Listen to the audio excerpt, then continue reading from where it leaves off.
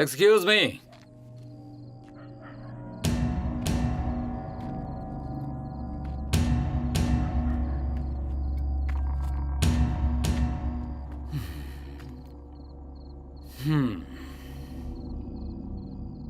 तेरे पास लाइटर है क्या? नहीं है। अगर लाइटर नहीं है तो इसमें इतना बुरा मानने वाली क्या बात है? कोई बात नहीं, मेरे पास है। क्या कहा? छोड़ दूं उसे? पर मेरा मूड नहीं है। क्या करेगा? मारेगा मुझे? तू क्या इसका भाई है या फिर बॉयफ्रेंड है? बोलना। मैं उसे नहीं जानता, लेकिन अगर तुम लोगों ने उसे हाथ भी लगाया तो छोड़ूंगा नहीं। हाँ? हाँ? जोक मारता है, शाना बनता है।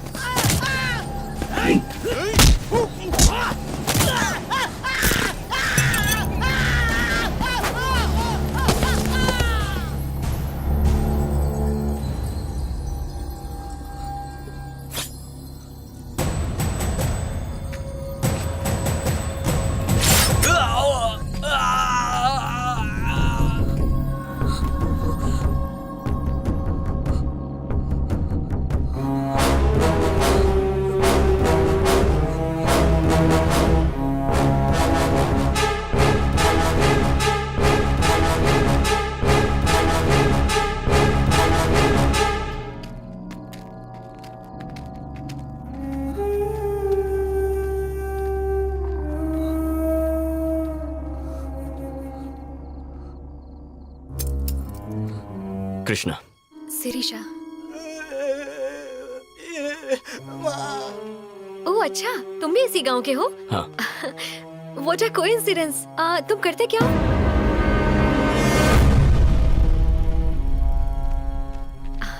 मेरा हॉस्टल आ गया। मुझे उन गुंडों से बचाने के लिए थैंक्स। कोई बात नहीं, गुड नाइट। कृष्णा, अगर बुरा ना मानो तो तुमसे एक बात कहूं। जब तुम उन्हें इतनी बेरहमी से मार रहे थे, मुझे उन गुंडों से ज्यादा तुमसे डर लग रहा था। कृष्णा, क्या मैं तुमसे एक और बात पूछूं? पूछो ना। तुम्हें उन गुंडों को इतनी बेरहमी से मारना जरूरी था क्या? छोटे सांप को भी लकड़ी से ही मारना पड़ता है, ऐसा मेरे बाबा कहते हैं। ओह, तो तुम्हारे बाबा कौन है?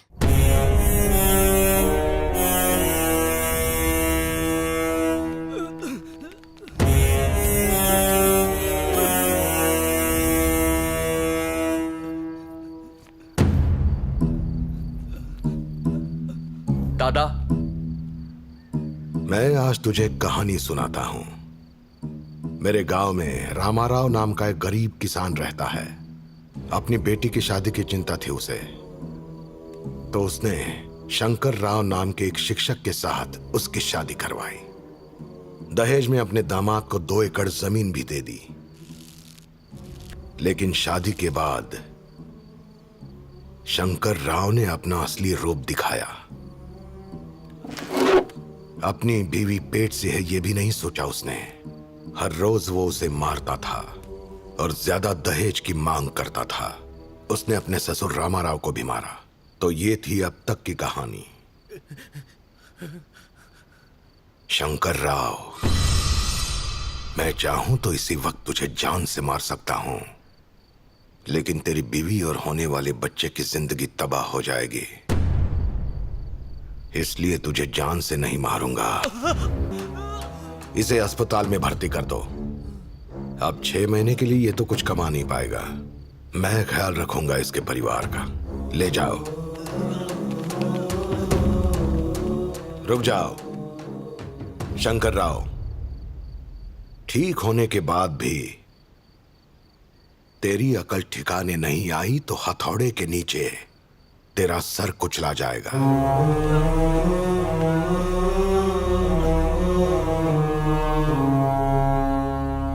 रामाराव जी, मुझे यकीन है कि आपका दामाद जल्दी सही रास्ते पर चलेगा।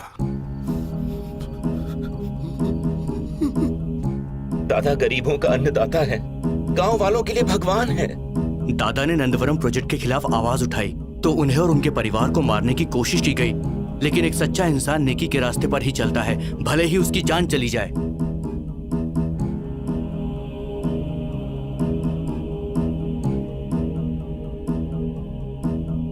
दादा की पॉपुलैरिटी बढ़ने की वजह से दिन ब दिन हम तो बर्बाद ही हुए जा रहे हैं। और तो और, अगर दादा नंदवरम प्रोजेक्ट के खिलाफ आवाज उठाते हैं तो हमारा तो नामो निशान मिट जाएगा। इसी टेंशन की वजह से हम सब ने बॉस के साथ मिलकर दादा को खत्म कर डालने का प्लान बना लिया है। तुम तीनों में से कोई एक गद्दार है जिसने ये खबर लीक की है, ऐसा इसका कहना है। और एक बात बता दूं, ऐसे मामलों में केआर कभी भी गलत नहीं होता है, ऐसा मुझे लगता है। जिस बंदे तक खबर पहुंचाई है वो बंदा खबर लीक करने वाले से ज्यादा खतरनाक है, इसलिए केआर पहले ही उससे निपट चुका है। लेकिन अगर हमने खबर लीक करने वाले को माफ कर दिया तो वो ये गलती दोबारा कर सकता है, इसलिए माफ करने का तो कोई सवाल ही नहीं उठता। बॉस ने केआर से ये कहा है कि वो खबरी तुम में से कोई भी एक हो सकता है, या दो भी हो सकते हैं, या तीनों भी हो सकते हैं। तुम में से जो गुनहगार नहीं है बचेगा वो भी नहीं। अगर लोगों की नजर में दादा की पॉपुलैरिटी हद से ज्यादा बढ़ गई ना तो हमारा नंदवरम प्रोजेक्ट तो मिट्टी में ही मिल जाएगा, समझ गए? फिर तो हमें जल्दी कुछ करना पड़ेगा भैया। अच्छा, अगर तुमने बताया नहीं होता तो हम तो हाथ पर हाथ धरे बैठे रहते। ये मजाक करने का वक्त नहीं है। ऐसे मुश्किल वक्त में भलाई इसी में है कि छाछ भी फूंक फूंक कर पी जाए, क्योंकि बॉस चाहते हैं हम सही समय का इंतजार करें।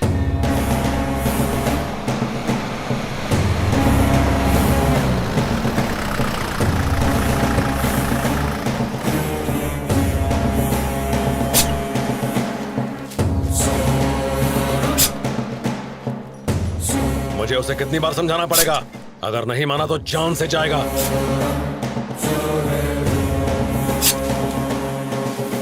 जब हम इससे हैदराबाद में मिले थे तो इसने 30 लाख में बात पक्की की थी।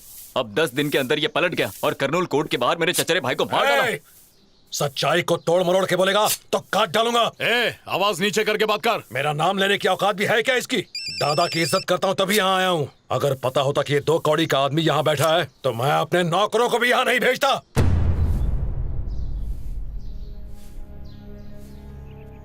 सुनो, इनके लिए कॉफी लेकर आओ।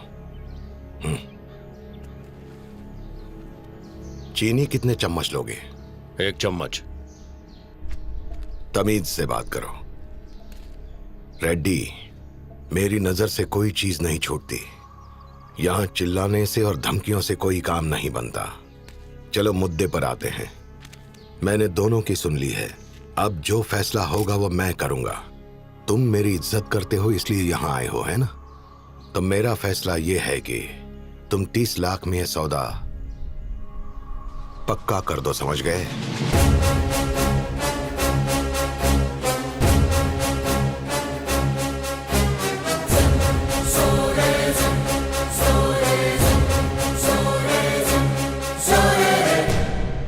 अब साइन ना करके मुझे बेइज्जत करोगे तो मुझे बहुत बुरा लगेगा, और जो मुझे बेइज्जत करता है उसे मैं दुश्मन मानता हूं जिंदगी भर के लिए।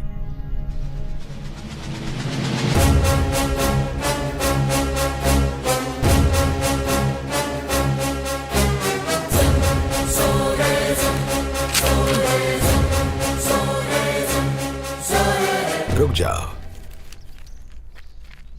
कॉफी तैयार है। मुझे नहीं पीनी। तुम्हें पीनी पड़ेगी। जब तक तुम कॉफी पियोगे तब तक मैं कुछ जरूरी बातें करना चाहता हूं तुमसे। नहीं चाहिए? कोई बात नहीं, मैं पीऊंगा।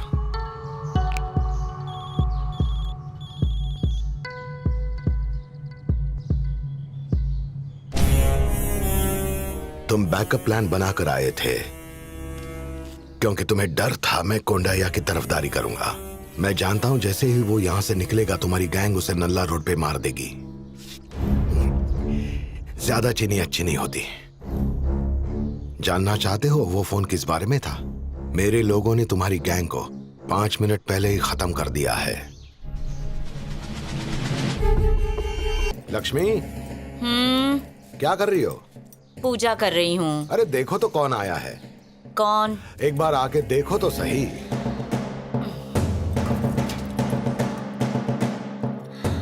कृष्णा?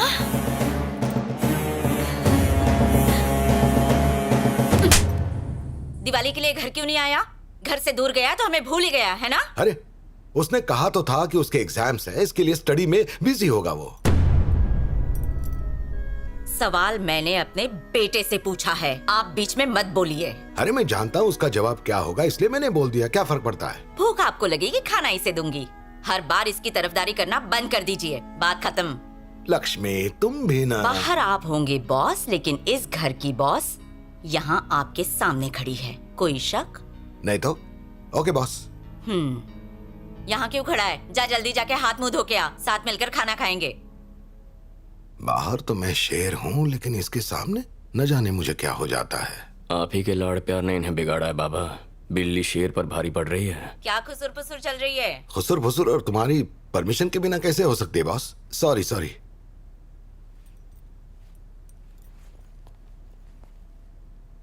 हे आदि, कैसी हैं आप भाभी? भैया कहाँ हैं?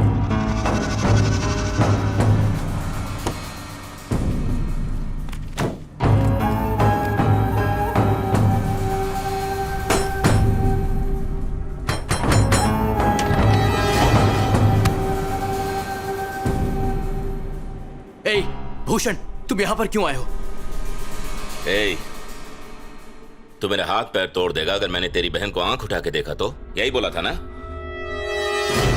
अगर यहीं तेरी आंखों के सामने मैं उसे बेइज्जत करूं तो तू क्या करेगा? मैंने आज तक अपनी माँ की डांट नहीं सुनी। तुझे क्या लगा था तुझ जैसे टुच्चे आदमी की धमकी से मैं डर जाऊंगा क्या? कहाँ है तेरी बहन?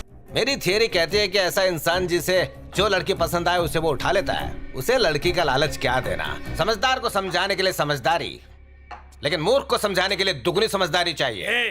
जो कहना है साफ साफ कहो। मैं भूषण को बोतल में उतारने की कोशिश कर रहा हूँ। अगर हम भटकते हुए को राह दिखाएं तो उसे बहुत मदद मिलेगी।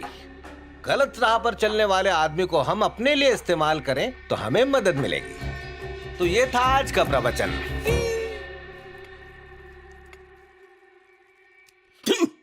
क्या वाहियात खाना बनाया है। एक काम भी ठीक से करना नहीं जानती तू। बहुत ही बड़ी गलती कर दी मैंने तुझसे शादी करके। कोई अपनी बीवी से ऐसे बात करता है क्या? हमने यही सिखाया है? तो मुझे जो ठीक लगता है वो भी मैं ना कहूं? क्या लगता क्या है तुझे? बोल। क्यों रे, हम सबसे ऊपर है क्या तू? हमने भी तो यही खाया। हमें तो यह खाना वाहियात नहीं लगा। हाँ? और सुन, अगर शिकायत करनी ही है तो प्यार से कर सकते थे, बुरा भला बोल के नहीं। मुझे बस इसी तरह से बात करना आता है। दांत तोड़ दूंगा अगर नहीं सुधरा तो। लगता है अब तुझे मेरे तरीके से समझाना ही पड़ेगा, नहीं तो नहीं सुधरेगा तू। अच्छा बता, रेड्डी के सेटलमेंट के लिए तू ही गया था ना? तुझे पता था वो मामला मैं सुलझा रहा था, तू बीच में क्यों पड़ा? बोल। नहीं जानता था कि आप वो मामला संभाल रहे हैं। तो मुझे पूछ सकता था ना। मैं बच्चा नहीं हूं जो आपसे हर चीज पूछूं। मुंह फोड़ दूंगा तेरा। ये क्या? लक्ष्मी, तुझे पता होना चाहिए कब बोलना चाहिए और कब चुप रहना चाहिए।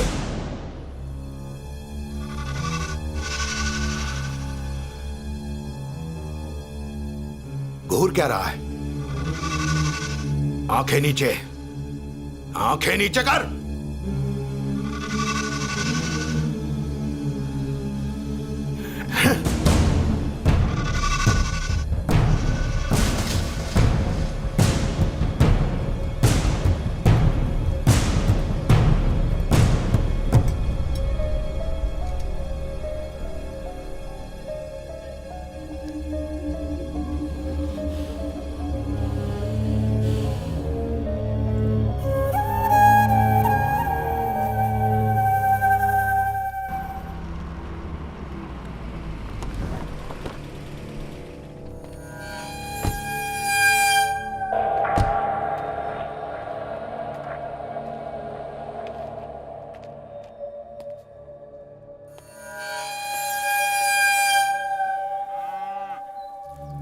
दादा, एसपी गोगिन आया है।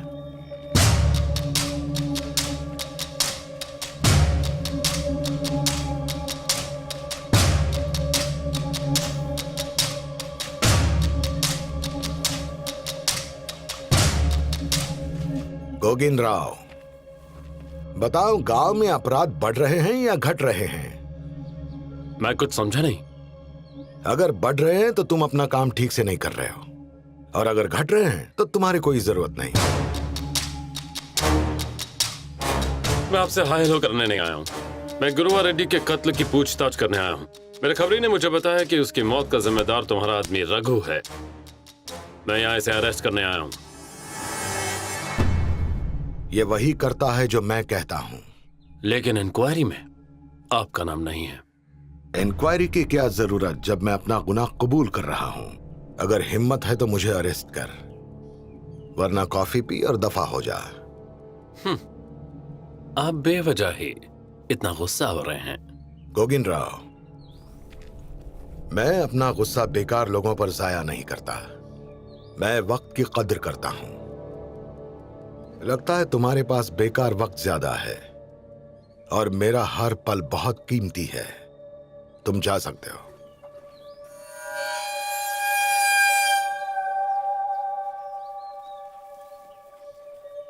जल्दी मिलेंगे। कभी नहीं।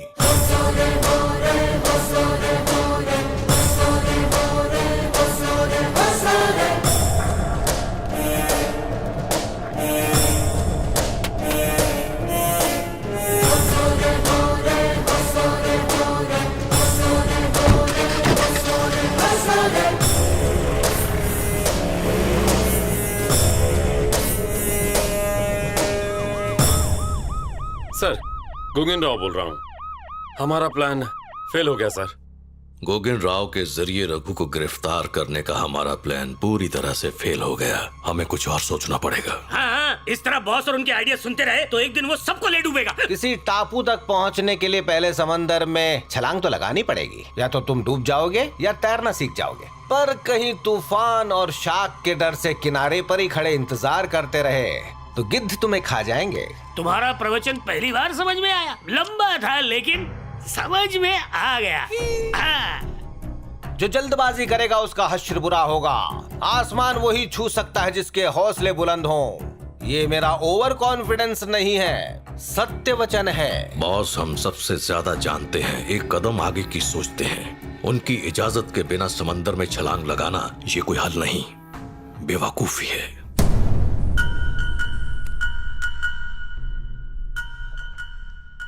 लोगों को लगता है बाबा गुंडे हैं, पर यह सच नहीं है। वो सच्चे और भले लोगों का साथ देते हैं तो लोगों को वो सख्त लगते हैं। बस यही है। उनका मानना है कि सही और गलत ना भगवान तय करते हैं और ना हमारा कानून।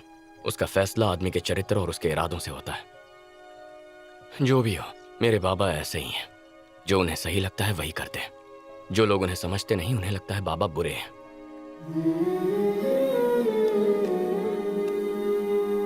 पर इस तरह लोगों को डरा धमकाकर मारकर उनको क्या मिलेगा? आग के बदले आग। इस तरह किसी भी समस्या का हल नहीं होता। दरअसल बाबा को भी यही लगता है। कहते हैं एक आंख के बदले एक आंख नहीं, एक आंख के बदले दो आंखें। मतलब? अगर दुश्मन हमारी एक आंख पर वार करे तो उसकी दोनों आंखों पर वार करो। ये गलत है। अगर एक आंख बचेगी तभी आने वाले खतरों पर नजर रख पाएंगे।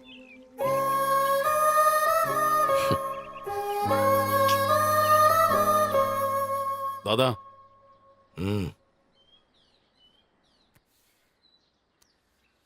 वो बात ये है कि... बोलो भी, बात क्या है? कोई झूठ बोलने की कोशिश कर रहे हो? नहीं, झूठ क्यों बोलूंगा? तो जबान क्यों लड़खड़ा रही है? दादा, आप गवराजू को तो जानते हैं ना? कौन गवराजू? वही जिसने आप पर हमला किया था और आपने उसका खेल खत्म कर दिया था। हाँ, उसका क्या? दादा, मुझे पता चला है कि कृष्णा उसकी बेटी से प्यार करता है। बाबा, मैं जानता हूं कि गवराजू कैसा आदमी था। ये भी जानता हूं कि हमारी उनके खानदान से दुश्मनी है। इसके बावजूद अगर उसकी बेटी से प्यार करता हूं तो जरा सोचिए कि वो कितनी अच्छी होगी। माना कि वो अच्छी लड़की है, पर जिस दिन से हमने उसके बाप को मारा है उसका भाई गायब है। क्या वो डर कर भाग गया है, या बदला लेने की साजिश कर रहा है, या हमारे दुश्मनों के साथ मिल गया है? तीनों में से कुछ भी हो सकता है। कृष्णा, रायलसीमा को खून खराबे का श्राप है। यहां पर लड़ाई कभी खत्म नहीं होती। पीढ़ी दर पीढ़ी ये दुश्मनी चलती ही रहेगी। पर शिरीषा, और मुझे लगता है कि ये दुश्मनी अब खत्म करनी चाहिए। बाबा, आपको मजबूरन उसके पिताजी को मारना पड़ा, ये जानकर भी वो सब भुलाने को तैयार है। सोचिए मुझसे कितना प्यार करती होगी। उसे नहीं पता उसका भाई कहाँ है, क्या कर रहा है, लेकिन मुझे उस पर पूरा भरोसा है। बाबा, बाबा याद है आप ही हमेशा कहा करते थे, नफरत अक्सर लोगों में दूरियां बढ़ाती है और सिर्फ प्यार उन्हें करीब लाता है। सुनो, मैं कभी किसी की निजी जिंदगी में दखल अंदाजी नहीं करता, कभी नहीं, खासकर उनकी जिन पर मुझे पूरा भरोसा है। मैं जानता हूं तुमने ये फैसला सोच समझ कर ही लिया होगा। तुम क्रिकेट खेलते वक्त भी इसी तरह सोचते थे, या तो आउट हो जाओगे या सिक्सर मारोगे। मैं भी इसी तरह सोचता हूं। ज्यादातर लोग सिर्फ बॉल रोकते हैं क्योंकि उन्हें सिर्फ आउट होने का डर होता है। तुम उनमें से नहीं हो। मुझे गर्व है।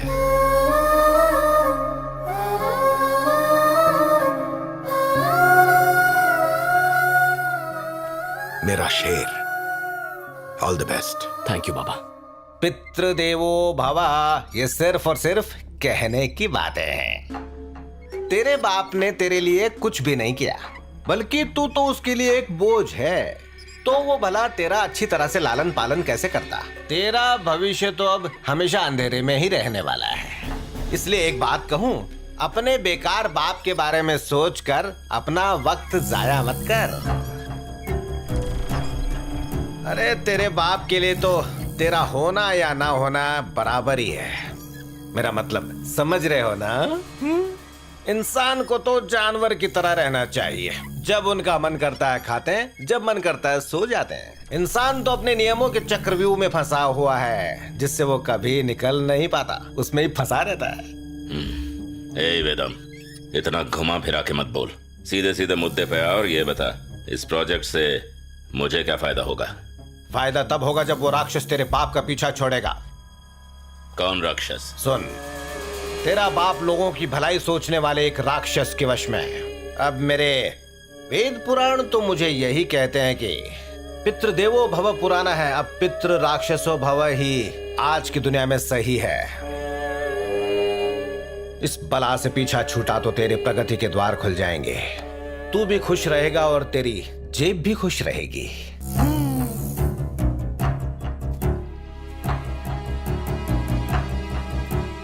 तुमने कहा था कोई जरूरी बात है, तो अब चुप क्यों?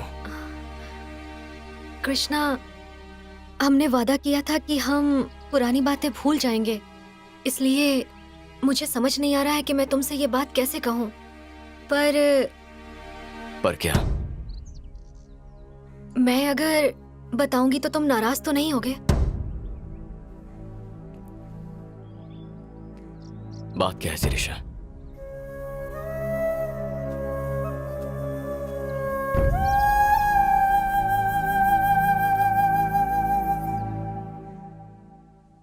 तुम्हारा भाई लता के घर में जबरदस्ती घुस गया और उसके परिवार को बहुत मारा भी।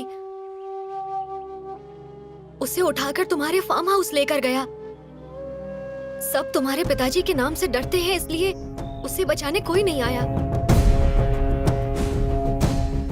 ये तुम क्या कह रहे हो?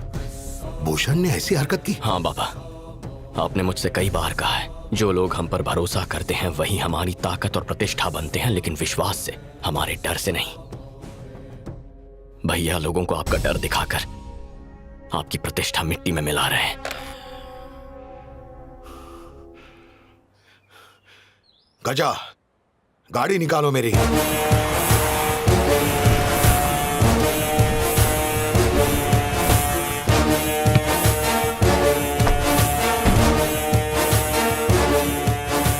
बाबा, बाबा यहाँ कुछ नहीं है। बाबा कहाँ रहे हो आप? अंदर बाबा, यहाँ।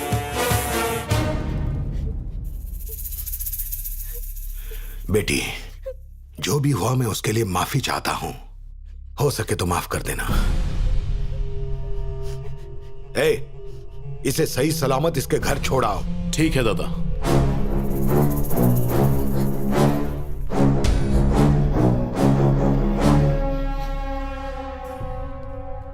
जब भी मुझे लगता है कि तू सुधर जाएगा तो और भी गिर जाता है। मुझे तेरी शक्ल से नफरत होने लगी है। घिन आती है तुझसे, बदतमीज, मक्कार। मैंने कितनी बार तुझे सुधरने का मौका दिया, लेकिन तेरी खोपड़ी में बात घुसती नहीं है। अपनी माँ की वजह से जिंदा है अब तक, समझा?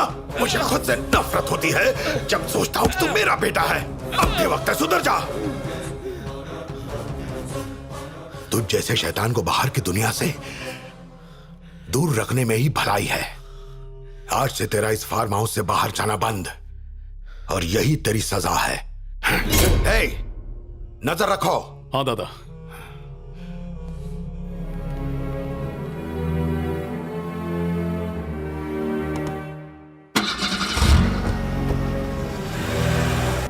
तूने ही मेरे बाप को यहाँ के बारे में सब कुछ बताया ना? याद रख, मैं तो अपने बाप को बहला फुसला के मना लूंगा। तेरा क्या होगा तू सोच ले। तेरे टुकड़े करके चील कौओं को न खिला दिया तो मेरा नाम बदल देना। जी भाई, एक बात ध्यान से सुन लो। हम सब दादा के लिए काम करते हैं, उनके बेटे के लिए नहीं। हम सिर्फ उनका हुक्म मानेंगे और किसी का नहीं। समझ गए? हाँ भाई।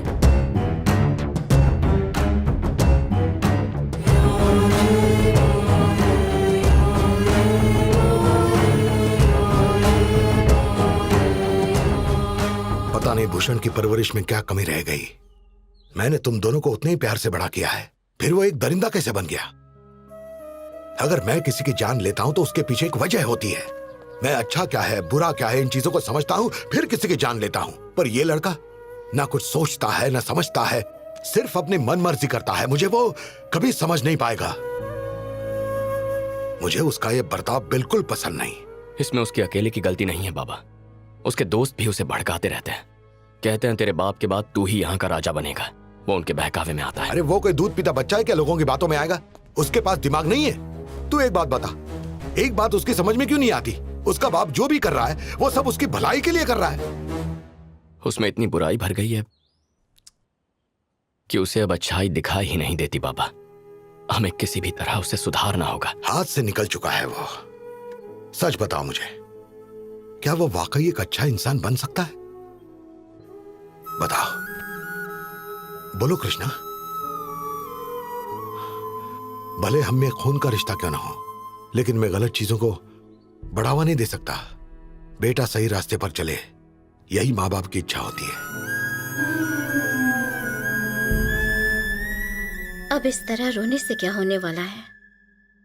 जब मेरी शादी हुई थी मैं तभी समझ गई थी वो किस तरह के इंसान है। मैंने पूरी कोशिश की एडजस्ट करने की। आप लोगों को मैं अपने माँ बाबा जैसा समझती हूँ। कृष्णा मेरे बड़े भाई जैसा है। उन्हें मेरे बच्चे से लगाव है। मेरे लिए यही काफी है।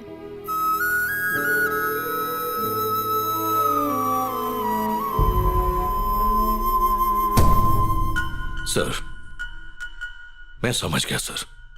लोहा गर्म है, हथौड़ा मार देना चाहिए। ये मौका बहुत अच्छा है।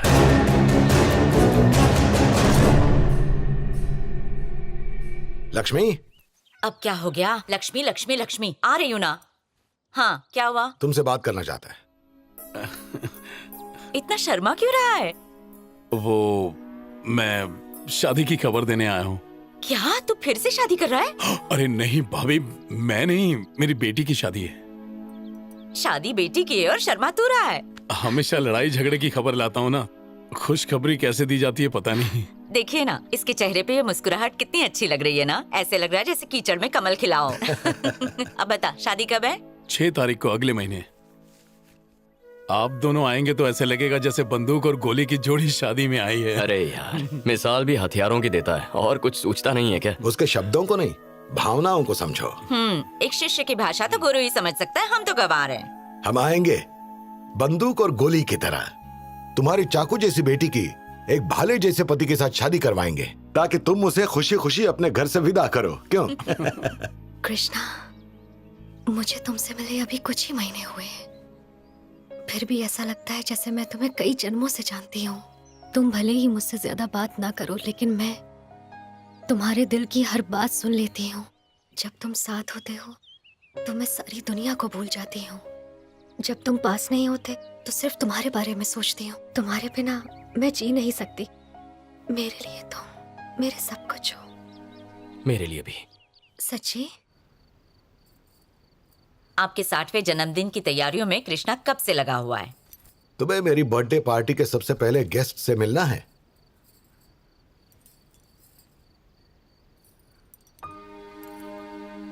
मेरा प्यार है ये, क्योंकि एक ही है। हाँ, सिर्फ एक। एक से एक मिलाओ तो 2 हो जाते हैं, और अगर एक में से एक निकालो तो 0, और 1 गुणा 1 1 ही होता है। ये रायल सीमा का गणित है। मतलब? मैं गुणा मेरे दुश्मन मतलब 1। आप और आपका अजीब सा हिसाब। मुझे सीधा सा जवाब दीजिए। ये कितनी है?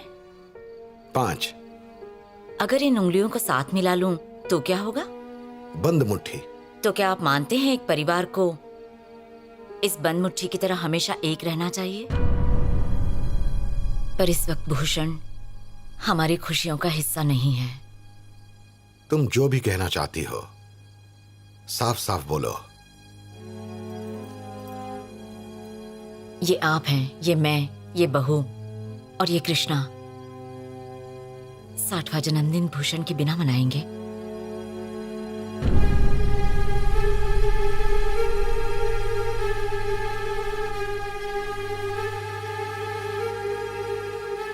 मान जाइए।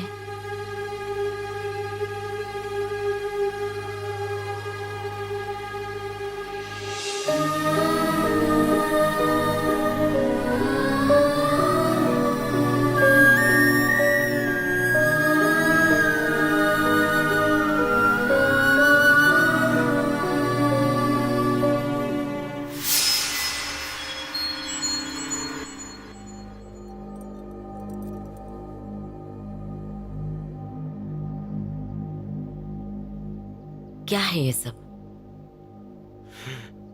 माँ, सच बोल रहा हूं, मेरी गलती नहीं है।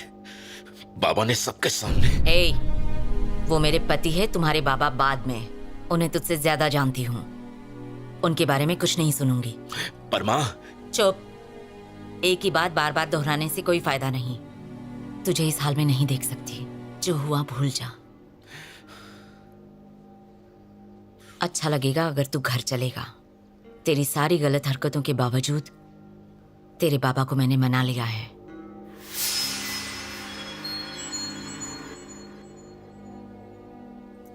उन्होंने तुझे माफ कर दिया है। उनका 60वां जन्मदिन है, तुझे आना है।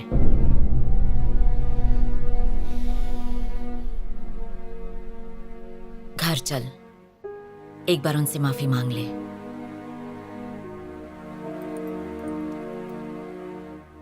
मेरी खातिर।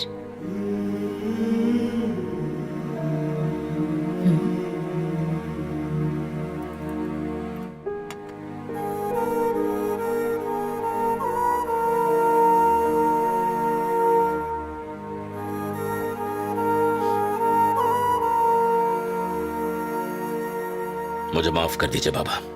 तुम्हारे मुंह से ये बात मैंने कम से कम 2000 बार सुनी होगी। मुझे नहीं लगता अब तुम सुधर पाओगे, और ना ही कोई उम्मीद है कि कभी तुम सुधरोगे। मैंने सिर्फ तुम्हारी मां की वजह से तुम्हें फिर इस घर में आने दिया है।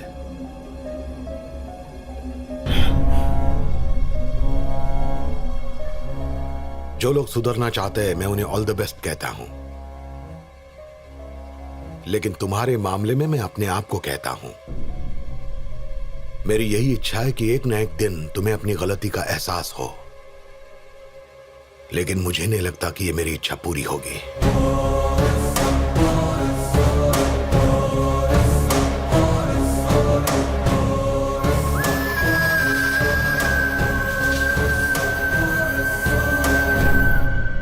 बाबा अगर हमारे लिए कुछ छोड़कर जाएंगे तो वो होगी लोगों की हमारे लिए इज्जत। और तुम भी जानते हो इस इज्जत को बचाने के लिए बाबा जान दांव पर लगा सकते हैं। हाँ, शायद तुम बाबा का नाम किसी ऊंचाई पर नहीं लेकर जा सकते, लेकिन कम से कम उसे मिट्टी में तो मत मिला। सुन, ये मेरी जिंदगी है, इसे मैं जैसे चाहूं वैसे जीऊंगा। मैं जानता हूं कि बाबा मदारी हैं और तू उनका बंदर, लेकिन मेरे सिर पर मत नाच। तू बस अपने काम से काम रख।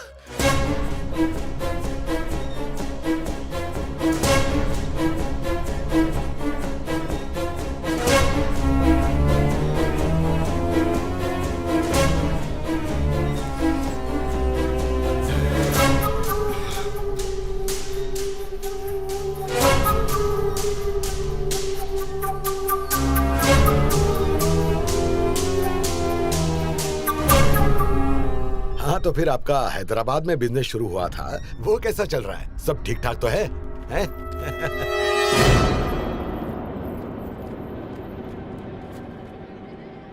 आप यहाँ क्यों आए हैं? क्यों नहीं आना चाहिए था? किसने बुलाया आपको? दूर के रिश्तेदार ने। कोई मिनिस्टर यहाँ मेरी इजाजत के बिना नहीं आ सकता। मैं कोई अरा गरा मिनिस्टर नहीं हूँ। घर का ही फंक्शन अटेंड करने के लिए बुलावा नहीं चाहिए। तो आपको पहले आना चाहिए था ना। इतनी देर क्यों कर दी तूने? 60वां जन्मदिन मुबारक हो। नमस्ते अंकल। जीते रहो बेटा। कैसे हैं आप?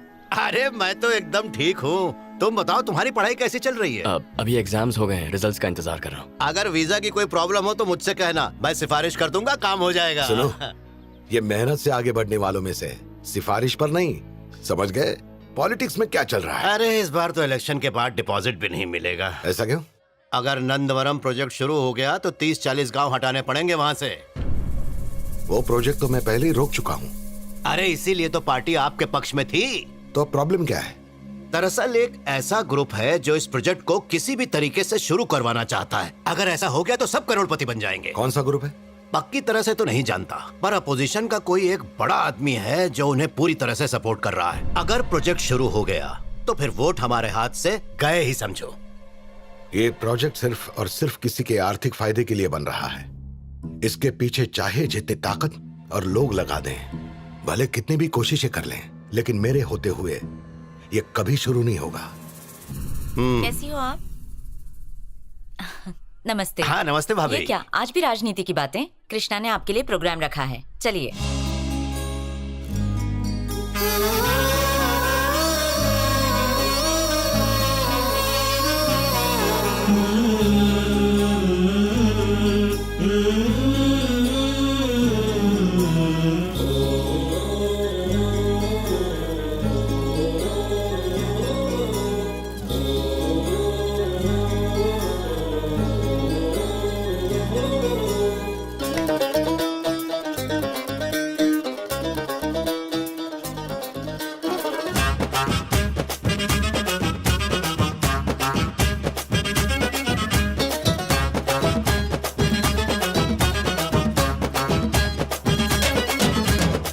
गलत को खड़े रहकर देखना नहीं चाहिए, बल्कि हमें भी उसका हिस्सा बनना चाहिए।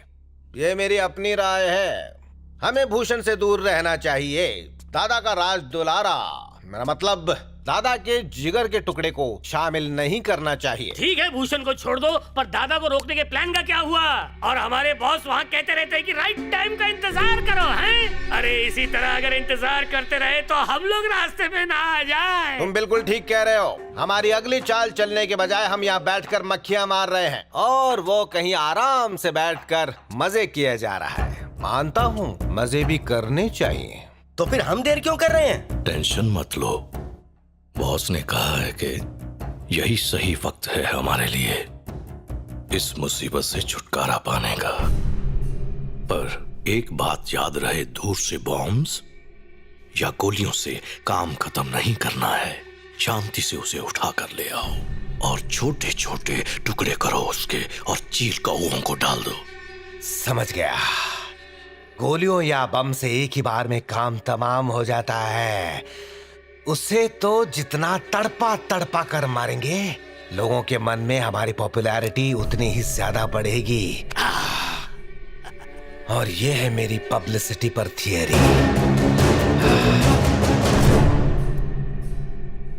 बाबा, हमारे परिवारों के बीच जो कुछ हुआ वो आप समझते हैं, पर शिरीषा की मां नहीं मान रही। उन्हें हमारी दुश्मनी से डर लगता है। अगर आप उनसे एक बार मिल लें तो शायद वो समझ जाएंगे। आपकी इजाजत हो तो मैं उन्हें घर लेकर आऊंगा। एक मिनट, तुम तो जानते ही हो कि कल हम रघु की बेटी की शादी में जाने वाले हैं। वहां हम शिर्षा की मां से मिलेंगे, क्योंकि वो भी उसी गांव की है। माँ से आके मिलेंगे? हाँ। कृष्णा, मेरा भाई आया है, तुमसे बात करना चाहता है। तुम्हारा भाई?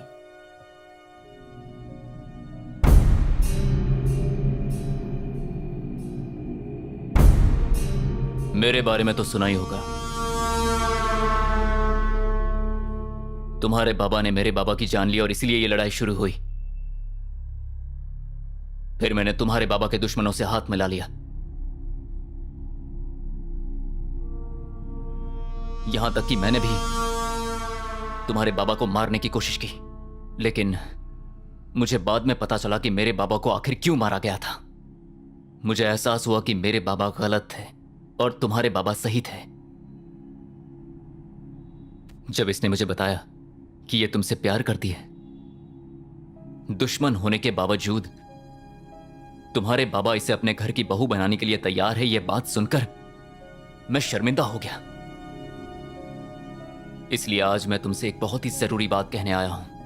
आज तक मैं तुम्हारे दुश्मनों के साथ मिला हुआ था, इसलिए सिर्फ मुझे यह बात पता है। बात क्या है? रघु की बेटी की शादी में जाते वक्त दादा पर हमला करने का प्लान बनाया है।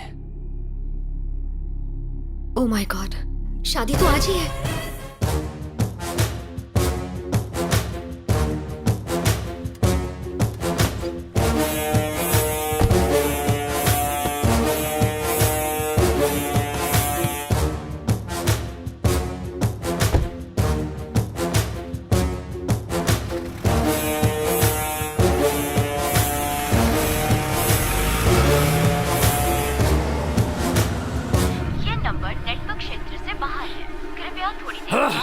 नेटवर्क नहीं है।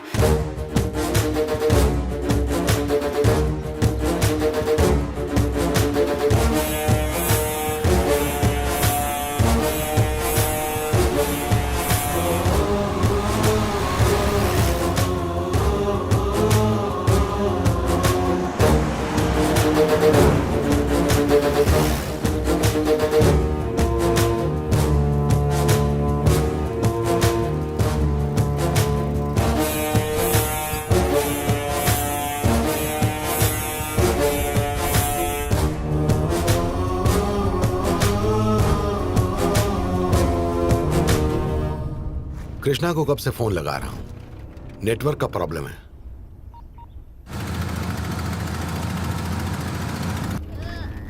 देखो देखो, वहां देखो, क्या है वहां?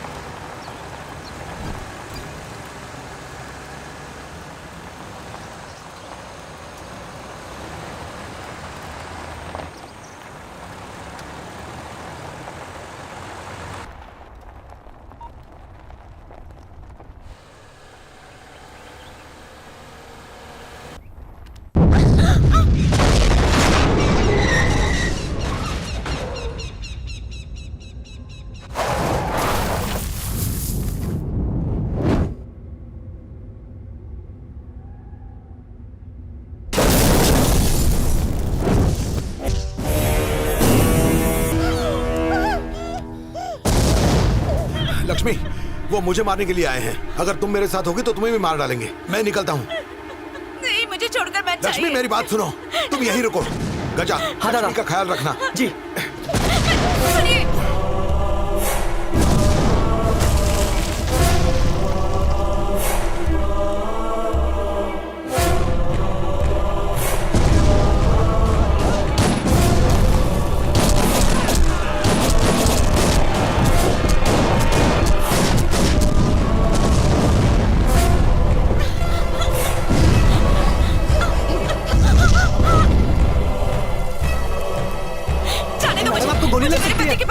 फिर बैठिए।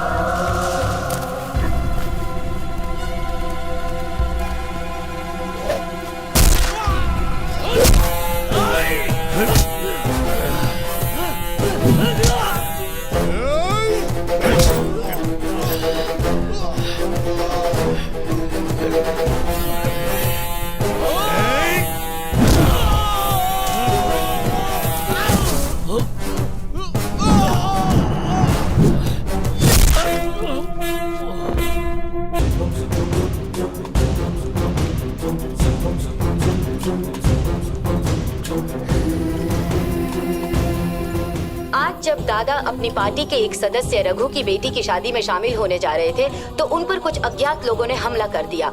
कहा जा रहा है कि इस हमले में उनकी बहू, पोते और पार्टी के कुछ लोगों की मौत हो गई है। दादा की हालत गंभीर बताई जा रही है और उन्हें हॉस्पिटल में भर्ती किया गया है।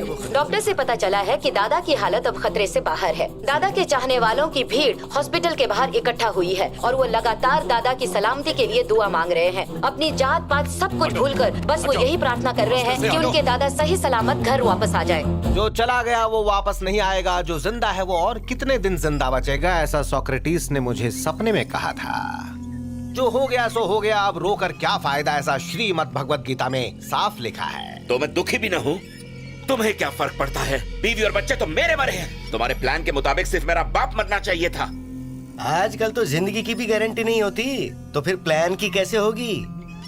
हमें लगता है भविष्य में ऐसा होगा, पर हकीकत में जो होता है उसमें जमीन आसमान का फर्क होता है। अगर मुझे पहले बताया होता तो मैं रिस्क नहीं लेता। जिंदगी में रिस्क ना लेना ही सबसे बड़ी रिस्क है मेरे दोस्त, ये मेरी पर्सनल थियरी है। भूषण,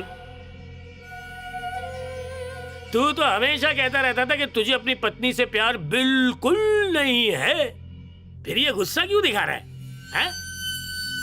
भूषण,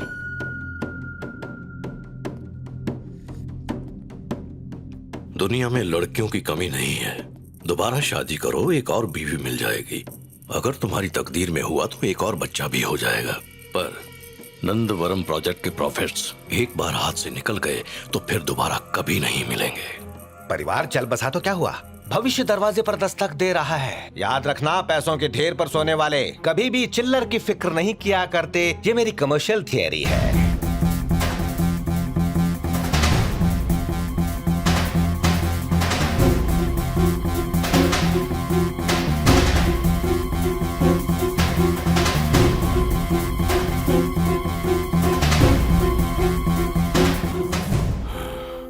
भगवत गीता में लिखा है, होनी को कोई नहीं टाल सकता, कोई अपनी किस्मत बदल नहीं सकता। लक्ष्मी, जो हुआ उसके लिए अपने आप को सजा देना बंद करो। हमें फिर से एकजुट होकर खुशी खुशी जीना सीखना होगा लक्ष्मी। मैंने सोच लिया। क्या? जानती हूँ खुशियां वापस कैसे आएंगी। ये जिसने भी किया है मैं उसे खत्म कर दूंगी। लक्ष्मी, मैं भी इसी गांव की बेटी हूँ और आपकी पत्नी। कुछ भी हो जाए मैं बदला लेकर रहूंगी, उन्हें सजा मिलेगी और यही इस गांव का दस्तूर है। सही कहा भाभी आपने। अब कैसा है तो दोस्त? मैंने कहा था ना वो गैंग नंदवरम प्रोजेक्ट शुरू करवाना चाहती है। मुझे यकीन है कि हमला उन्हीं ने करवाया होगा। मैं ढूंढ निकालूंगा।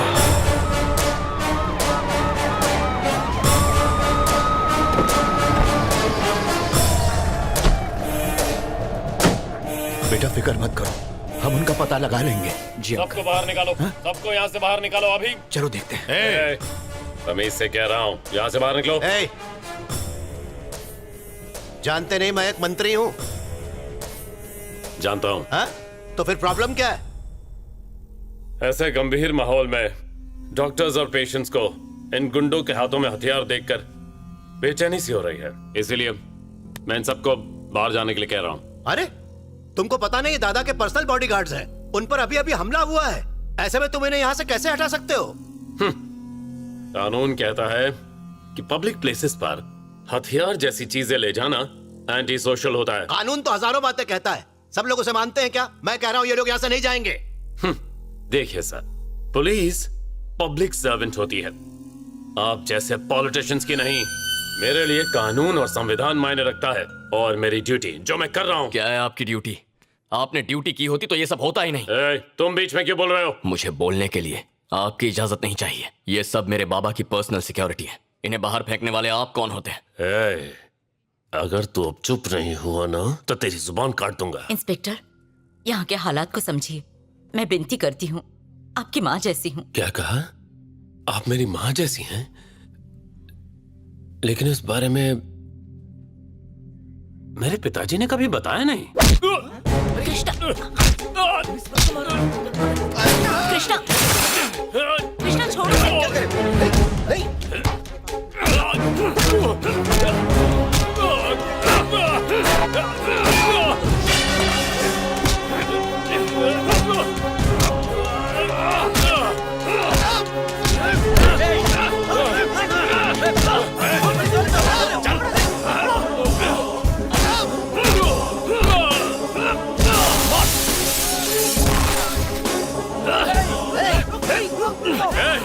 एक ऑन ड्यूटी पुलिस ऑफिसर पर हाथ उठाता है। Arrest him, arrest him, arrest him. छोड़ो उसे। मैं मंत्री हूँ, मेरी बात चलेगी। मैं सारे टीवी चैनल्स पर ये खबर दे दूंगा कि एक मिनिस्टर ने एक पुलिस ऑफिसर को अपना काम नहीं करने दिया। ये फ्रैक्चर है या सिर्फ सूजन है भाई? बेवकूफ। अभी तक दुख रहा है क्या? उसने मारा इसलिए नहीं दुख रहा है, तू दबा रहा इसलिए दुख रहा है। तुम पिट कर आ गए, अब ये इतिहास है। तुम बदला कैसे लोगे, इससे इतिहास बनेगा। जिसे अपने भविष्य की नहीं पड़ी है उसे क्या कहा जाता है तुम्हें पता है? मूर्ख इंसान, यानी कि इडियट। और ये मेरी ट्रेडिशनल थियरी है। मेरा हालचाल पूछने आए थे या जिंदगी पर प्रवचन देने? तुम चिंता मत करो गोविंद राव, तुम्हें तो जरा सी चोट आई है, पर इसी वजह से कृष्णा आज सलाखों के पीछे। बॉस ने तुम्हें खास फोन करके बधाई देने के लिए कहा है। बड़ी मछली हॉस्पिटल में है और छोटी मछली जेल में अटकी हुई है। काम तमाम करो दोनों का।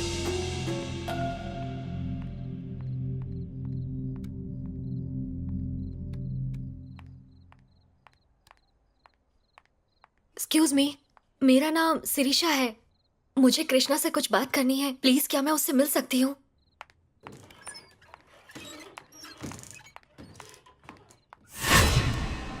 कृष्णा, मेरे भैया ने मुझे बताया कि आज रात वो लोग हॉस्पिटल में तुम्हारे बाबा पर हमला करने वाले हैं। एसीपी गोविंद राव भी उनके साथ मिला हुआ है, इसीलिए उसने तुम्हें और सारी सिक्योरिटी को वहां से बाहर निकलवाया।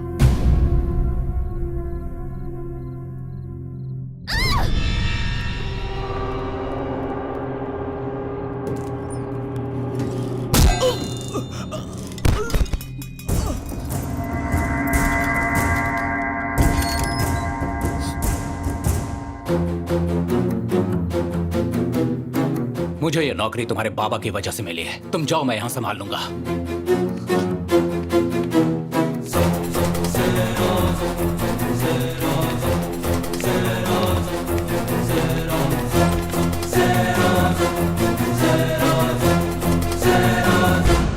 हेलो शिरीषा, मेरे बाबा ठीक है। मैं यहीं रुककर उन पर नजर रखता हूँ। तुम इसी वक्त मीडिया और पुलिस को इस सब के बारे में इन्फॉर्म कर दो। ठीक है कृष्णा।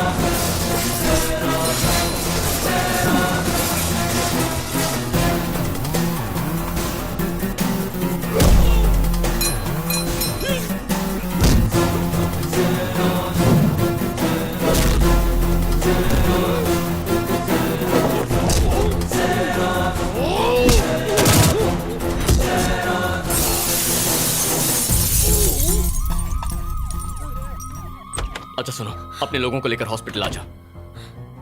बिल्कुल मत घबराओ माँ, मीडिया और पुलिस यहाँ आ चुकी है। उनके रहते बाबा पर हमला नहीं होगा। मुझे अब जाना होगा। कृष्णा, बाबा अभी जाकर आनंद राव से मिलो। उसे जरूर पता होगा इस सब के पीछे कौन है। ठीक है बाबा। वॉच, तुम्हें अभी तक नहीं पता चला कृष्णा कहाँ गया? नहीं सर, हम कोशिश कर रहे हैं, लेकिन वो उसे ढूंढने के लिए 4 से 5 टीम्स को काम पर लगा दो। ऐसे कहाँ जा सकता है? यहीं कहीं होगा। ढूंढो उसे जल्दी।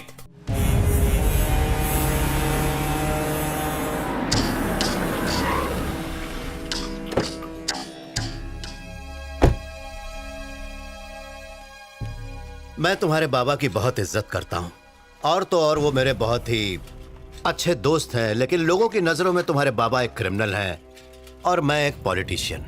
इसीलिए तुम्हारे बाबा ने मुझे ये जो सब कुछ चल रहा है उससे हमेशा मुझे दूर रखा, और यही वजह है कि मैंने मीडिया और पब्लिक के सामने कुछ नहीं कहा। एनीवे, मेरे सूत्रों के अनुसार कंफर्म्ड इंफॉर्मेशन है कि सब के पीछे एक आरके नाम के आदमी का हाथ है। आरके? तुम जानते हो क्या उसे? नहीं, मैं नहीं जानता। अपने बाबा से पूछो, उन्हें पता होगा। मैं तुम्हें अपडेट करूंगा अगर मुझे कुछ भी पता चला तो। Thank you uncle.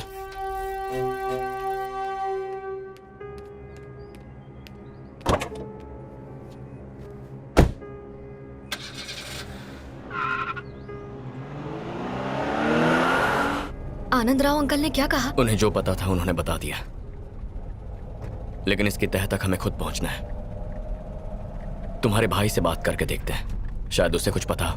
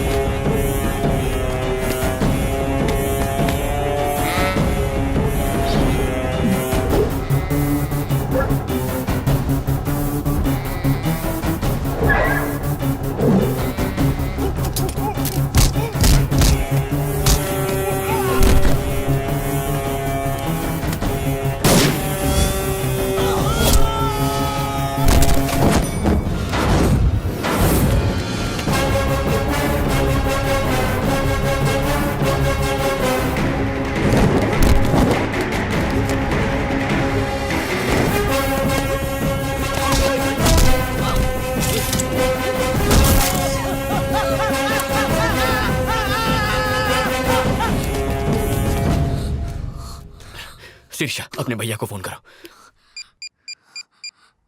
हेलो भैया। हेलो। आनंद राव ने कहा कि इस सब के पीछे कोई आर के नाम का आदमी है। तुम किसी आर के को जानते हो? आर के? लेकिन मैं के आर नाम के एक आदमी को जानता हूँ। के आर? हाँ। क्या करता है वो? बिजनेसमैन है। मैं कभी उसे पर्सनली मिला नहीं, लेकिन पॉलिटिकल सर्कल में उसकी काफी चलती है। सिर्फ हमारे स्टेट में नहीं, बल्कि कर्नाटक में भी उसकी पहुंच काफी ऊपर तक है। मैंने सुना है वो 10 दिन यहाँ रहता है और महीने के 20 दिन बैंगलोर में गुजारता है।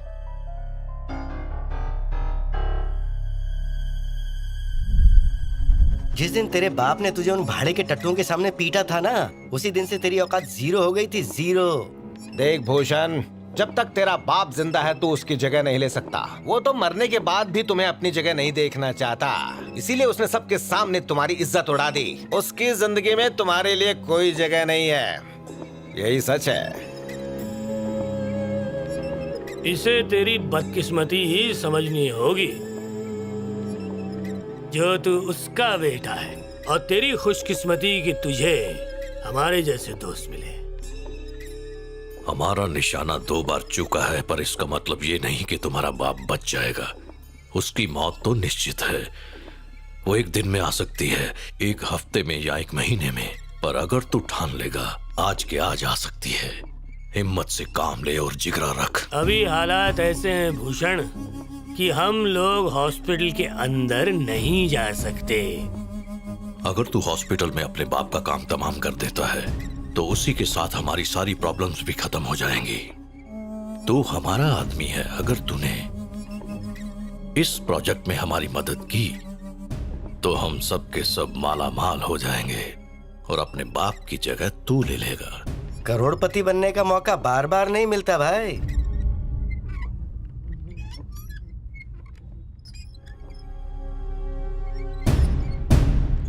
क्या हुआ? इतना क्या सोच रहा है?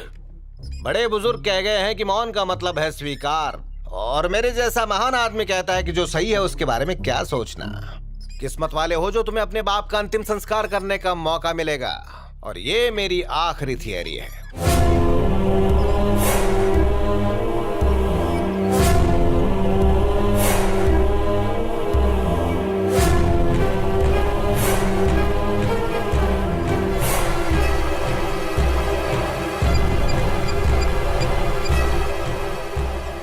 हेलो, आते वक्त मार्केट से थोड़े संतरे ले आना।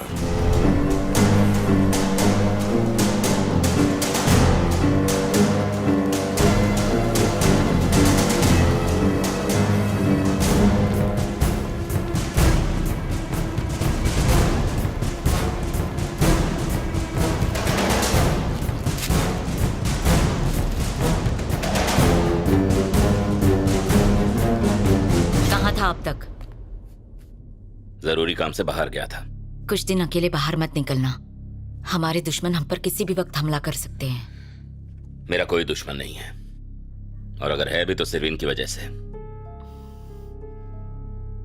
जो भी हो, दुश्मन दुश्मन होता है। तुम्हें सावधान रहना होगा। बेटा, मेरी बात मान लो। कहीं भी बाहर जाना हो तो रघु को अपने साथ में लेकर जाना। रघु? उसकी बेटी की शादी में जा रहे थे तभी ये हुआ। मेरा उससे कोई लेना देना नहीं है। रुक। जाने दो उसे लक्ष्मी। हम सिर्फ उन्हें जन्म दे सकते हैं, उनके विचार नहीं बदल सकते। पेशेंट को स्कैन के लिए लेकर जाना है।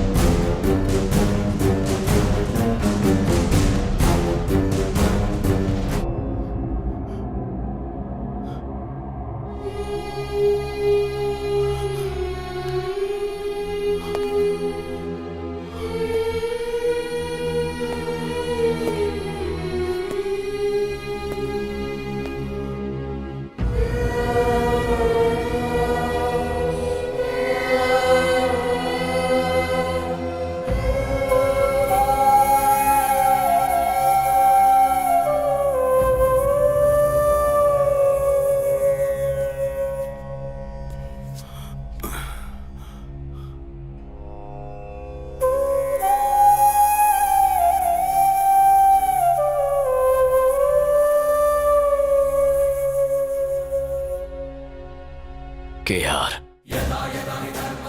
वही इसके पीछे है। और कौन मिला हुआ है? मैं उसके साथियों का पता लगा लूंगा।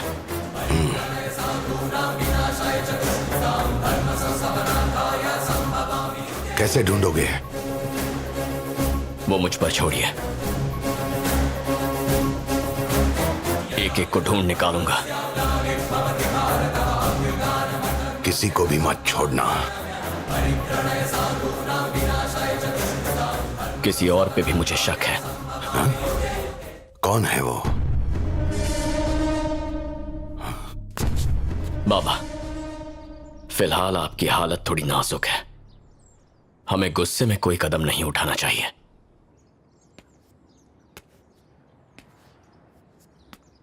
उन्होंने सिर्फ आपकी बीवी को नहीं मारा, मेरी मां को मारा है।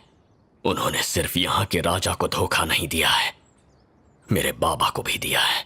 इन दो कारणों की वजह से अगर किसी को बदला लेने का सबसे ज्यादा हक है तो वो इंसान मैं हूं। जाओ मेरे शेर।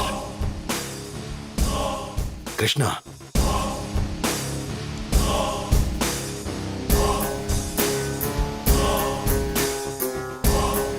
अपना ख्याल रखना बेटा। जाओ।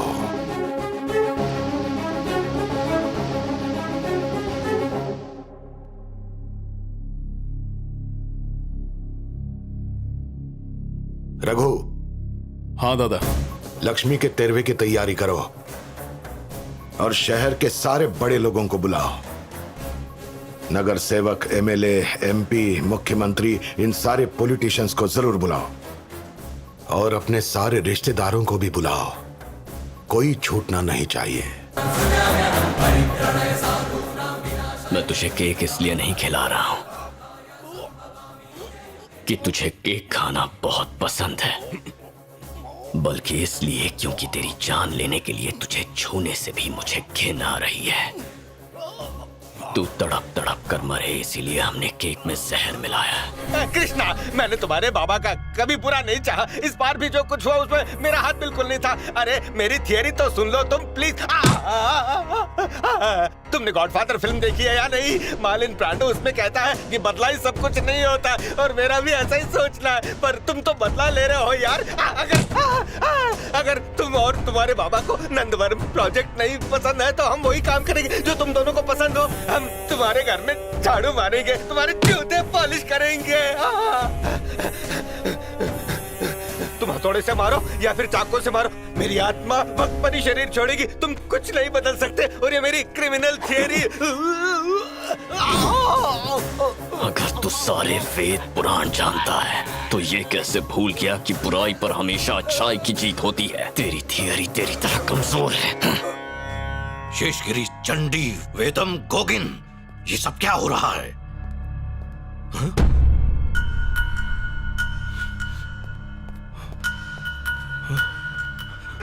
बाबा,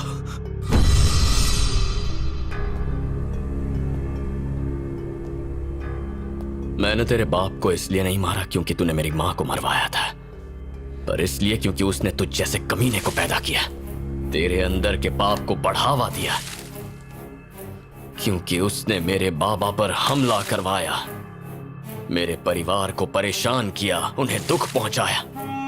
ऐसे और भी कई हजारों करोड़ों कारण हैं।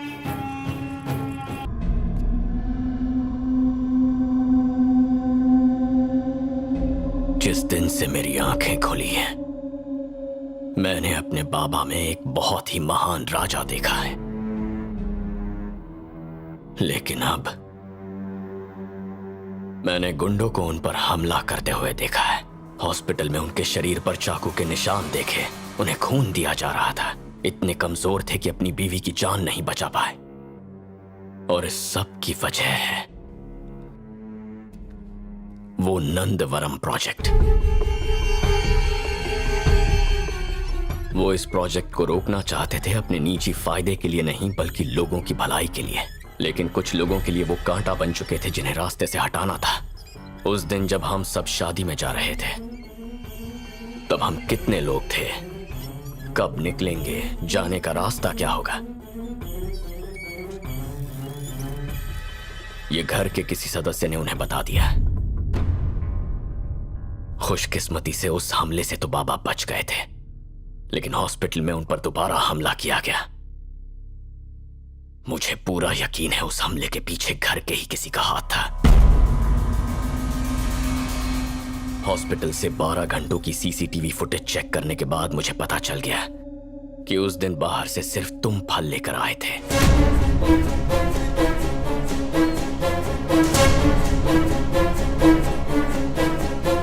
मुझे इस बात का गुस्सा नहीं है कि तूने उस मां को मारा जो आखिरी सांस तक तुझसे प्यार करती रही, लेकिन बचपन से तुझे जानते हुए भी मैंने कभी ये नहीं सोचा कि तू इस हद तक गिर जाएगा।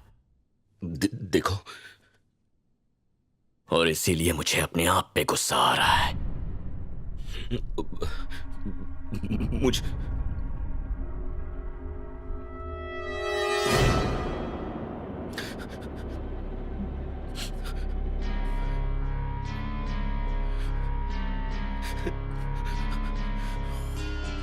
मेरी नजर में तू बस एक गद्दार है, और किसी गद्दार का बस एक ही हश्र होना चाहिए।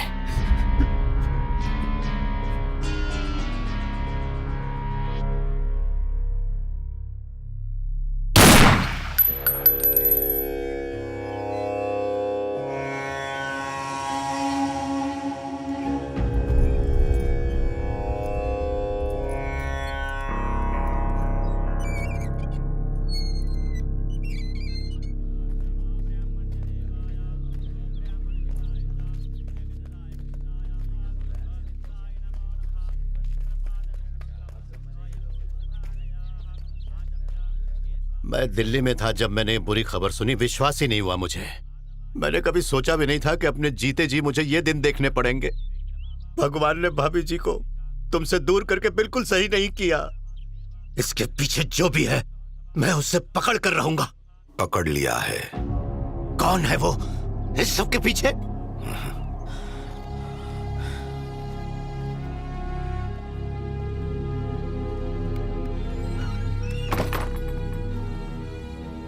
जो कोई भी इसके पीछे थे, कृष्णा उन्हें खत्म कर चुका है, सिवाय उस मास्टरमाइंड के। कौन है वो मास्टरमाइंड? तू है। ये तुम्हारा बेटा क्या बोल रहा है? तुम्हारे बाबा और मैं तो। जब मैं तेरे घर से निकला तो मुझ पर हमला हुआ था। हाँ तो? तेरे सिवा ये कोई नहीं जानता था कि मैं वहां तुझसे मिलने आया हूं, और यही वजह थी कि मुझे तुझ पर शक हुआ। नंदवरम प्रोजेक्ट में चंडी और केआर का हिस्सा 25% था, और बाकी का हिस्सा तेरे इलीगल बिजनेस के नाम पर था। मुझे ये इन्फॉर्मेशन भी मिल गई थी कि आने वाले इलेक्शन में तू ऑपोजिशन पार्टी में शामिल होने वाला है। मेरे बाबा कभी उस प्रोजेक्ट को आगे बढ़ने नहीं देते, क्योंकि वो हमेशा लोगों का भला सोचते हैं। बाबा का दोस्त होने का नाटक करके तूने उन्हें यकीन दिलाया कि तू भी इस प्रोजेक्ट के खिलाफ है, और तूने केआर और चंडी की मदद से बाबा की पीठ में खंजर घोंपा, और वो खंजर मेरा अपना भाई था। क्यों बे?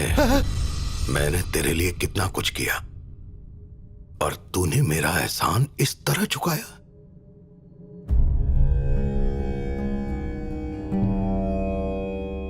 मेरे बेटे की इच्छा थी कि इसमें जो भी शामिल हो उसे वह खुद अपने हाथों से मारेगा, पर मैंने उसे कहा कि इस आखिरी गुनहगार को सजा मैं दूंगा। नए जन्म के लिए तुझे शुभकामनाएं दोस्त। बाबा, आपको मां के श्राद्ध पर ध्यान देना चाहिए। मैं यहां सब संभाल लूंगा।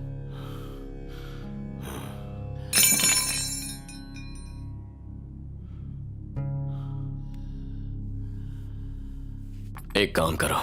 हाँ भाई। इसकी कब्र इतनी गहरी खोदो कि सीधे पाताल पहुंच जाए। ठीक है भाई। इसके सारे बॉडीगार्ड्स को उस कमरे में इकट्ठा कर दो। देवताय नमः, ओम गुरुदेव्यै नमः, ओम पितृदेवाय नमः। किसी भी बॉडीगार्ड का फर्ज होता है कि जो जिंदा है वो उसकी रक्षा करे। जो मरा है उसके लिए जान देकर कोई फायदा नहीं।